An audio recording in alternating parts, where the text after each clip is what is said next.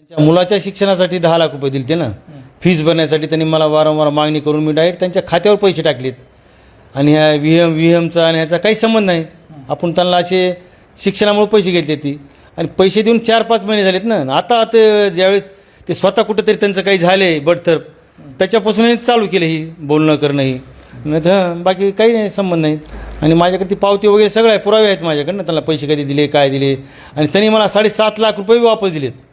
कसे कसे आहेत ते माझ्याकडे सगळं मी अर्जामध्ये उल्लेख केलेला आहे, माझे पुरावे. त्याचे काही संबंध नाही. मुंडे साहेबाचा त्यांचा काही संबंध नाही. मनानं त्यांच्या उगाच ती कशामध्ये काय त्याचं हे की विनाकारण त्यांचे नाव घेऊन हे करायला, त्यांचा काहीच संबंध नाही. माझ्या कंस्ट्रक्शन त्यांचं आहे. नाही मग हे कोणाचं कन्स्ट्रक्शन कोणाचं? माझं स्वतःच आहे ना. माझं स्वतःच आहे. मी अंबाजोगाईमध्ये राहतो. माझं स्वतःचं कंस्ट्रक्शन आहे. मुंडे साहेब सुद्धा मला ओळखीत आहेत. मी 2004ची डायरेक्ट अध्यक्षपदाची भाजपकडून इलेक्शन लढविलेलं आहे मी अध्यक्षपदाला. त्याच्यामुळे त्यांच्या सगळ्याच्या ओळखीत ना माझ्या. मुंडे साहेब असताना ते एकत्रच होते.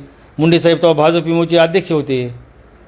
ते सगळे माझे परिचित आहेत ना माणसं. पण त्यांनी मला असलं कधी कराय सांगितलं नाही, काही विषय नाही असं.